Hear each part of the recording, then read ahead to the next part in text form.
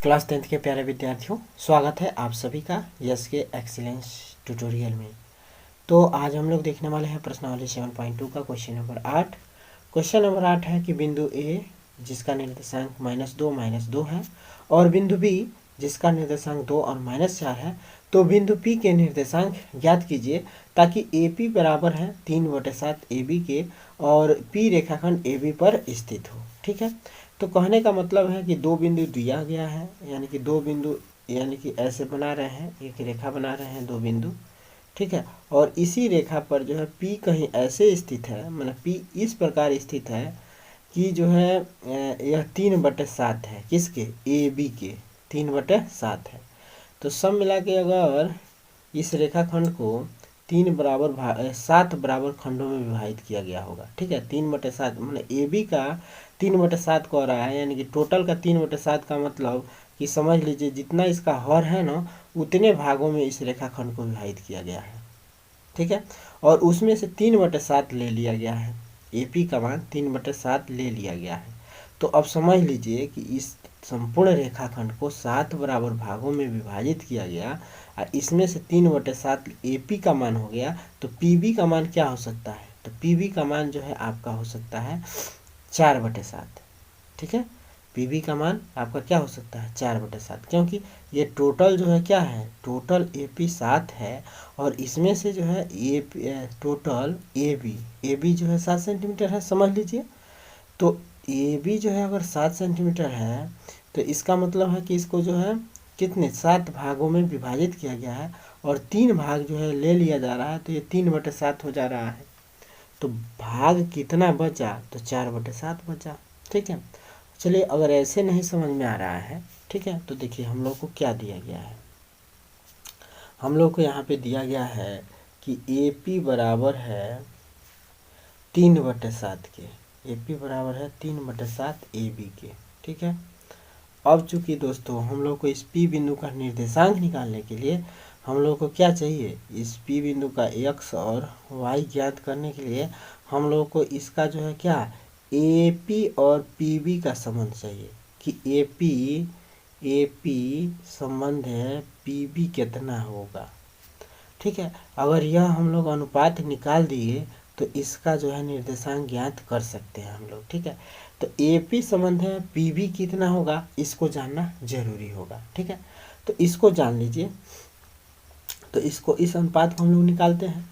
तो देखिए A P बराबर हम लोग को दिया गया है 3/7 ए बी। ठीक है, माना हम चाहें तो इसको जो है डायरेक्ट जो है ए पी संबंध है ए पी और पी बी का अनुपात हम लोग लिख सकते हैं 3 संबंध है 4। ठीक है, लेकिन ऐसे आप लोगों को नहीं समझ में आ रहा होगा, तो ऐसे समझिए ए पी बराबर है 3/7 पी ए बी के। ठीक है, ए बी के ये है आपका ए बी, है ना। अब देखिए ए बी को इधर ट्रांसफ़र कीजिए, तो ए पी ये गुणा में है इसके साथ, तो इधर आएगा तो भाग में होगा, तो ए पी बटे ए बी लिख सकते हैं। आप बराबर लिख सकते हैं 3/7 लिख सकते हैं कि नहीं लिख सकते हैं, तो लिख सकते हैं। अब देखिए हम लोग इसको या करके लिख सकते हैं, या इतना या जो है हम लोग करके लिख सकते हैं कि ए पी अब बट ए बी बराबर हम लोग लिख सकते हैं ए बी, माने ए बी बराबर हम लोग लिख सकते हैं ए पी अधन पी बी लिख सकते हैं ना, ए पी अधन पी बी लिख सकते हैं। तो ए पी धन ए बी बराबर हम लोग लिख सकते हैं ए पी धन पी बी, ए पी अधन पी बी लिख सकते हैं। अब बराबर 3/7, ये भी वही कह रहा है, तब ये भी जो है फिर ये भी जो है क्या होगा 3/7 के बराबर होगा। अब यहाँ पे देखिए 7 से हम लोग ए पी में गुणा कर दें, क्रॉस गुणा करा देते हैं, तो 7 का ए पी में गुणा करेंगे तो 7 ए पी हो जाएगा और ए पी अधन पी बी का 3 में गुणा करा देते हैं, तो ए बराबर हो जाएगा 3, मैंने 7 का ए पी में गुणा कराया तो 7 ए पी हो गया। अब 3 का जो है मैंने ए पी धन पी बी का जो है 3 में गुणा करा देते हैं, तो 3 ए पी धन पी बी हो जाएगा। अब इसको हम लोग लिख सकते हैं 7 ए पी बराबर, अब 3 से जो है पूरा में गुणा कर देंगे तो 3AP हो जाएगा, और धन में 3PB हो जाएगा, होगा। अब 3AP देखिए, अब यहाँ पे जो है 7AP है और यहाँ पे 3AP है, तो 3AP को इधर लाते हैं ताकि AP यहाँ पे है और इसी जाति का AP इधर आ जाएगा, तो इसमें कुछ जो है सॉल्यूशन निकलेगा। तो AP ये इधर आएगा तो माइनस में 3AP हो जाएगा, और इधर जो है क्या हो जाएगा 3PB हो जाएगा, यही रहेगा ये। अब क्या करेंगे, तो 7AP में से 3AP घटा देंगे, तो 7AP में से 3AP घट जाएगा, तो ये हो जाएगा 4AP, हो गया 4AP बराबर लिख सकते हैं 3PB लिख सकते हैं। अब देखिए, हम लोग को चूँकि अनुपात बनाना है, तो यानी कि हम लोग को अनुपात बनाने का मतलब हम लोग को AP बटे क्या चाहिए, PB चाहिए कितना होगा।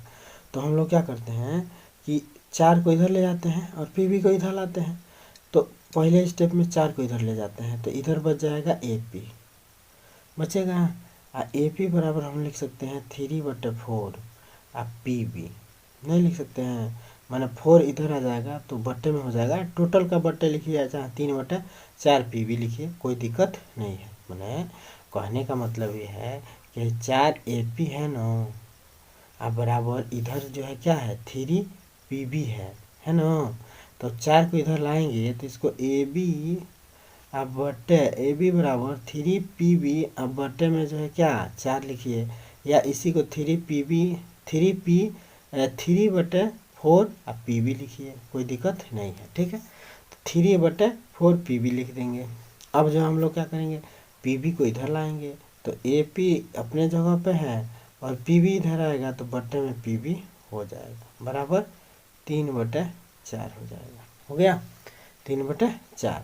तो अब हम लोग को ये है, ये वाला फॉर्म पता चल गया कि AP असंबंध PB क्या हुआ। तो AP असंबंध PB बराबर हम लोग लिख सकते हैं 3/4। वरना देखिए अंश है तो अंश अब बटे हर है, तो अंश हम लोग का AP है तो इसका संबंध 3 से है, अब PB का संबंध 4 से है, PB हर है तो 4 है तो 4, ठीक है। तो AP संबंध हम लोग जो है PB निकाल चुके हैं कि AP और PB में क्या संबंध है। तो AP और PB में संबंध है 3/4, ठीक है। माने M1 बराबर हम लोग अब ज्ञात कर लिए 3 और M2 बराबर ज्ञात कर लिए 4, ठीक है। तो अब हम लोग आराम से XY निकाल सकते हैं, ठीक है। तो यहाँ पे अब हम लोग ये तो जो है आपको समझाने के लिए हो गया, ठीक है। ये जो है आप नहीं लिखेंगे सवाल में तो कोई दिक्कत नहीं है। अब इसके बाद से हम लोग x और y ज्ञात करते हैं, यानी कि P का x और y ज्ञात करते हैं। तो इसके लिए सूत्र क्या है कि P इंटू x और y ज्ञात करने के लिए, x ज्ञात करने के लिए क्या होता है, तो M1 इंटू x1 नहीं, M1 इंटू x2 धन में M2 इंटू x1 होता है, अपान में जो है क्या होता है, तो M1 धन M2 होता है x निकालने के लिए। अब y के लिए जो है हम लोग क्या लिखेंगे, M1 इंटू y2 अब प्लस में M1 y2 रहेगा तो M2 y1 रहेगा, M2 है, ठीक है, M2 y1 अब बटे में क्या हो जाएगा M1 धन M2। आप लोगों को बताए थे कि कभी भी यह एक नंबर में नहीं रहेगा, अगर यह M1 है तो यह y2 रहेगा, यह M2 है तो यह y1 रहेगा, और नीचे M1 धन M2 रहेगा। तो इसका जो है यह इस सूत्र से इसका x निकल जाएगा और इसका y निकल जाएगा, ठीक है।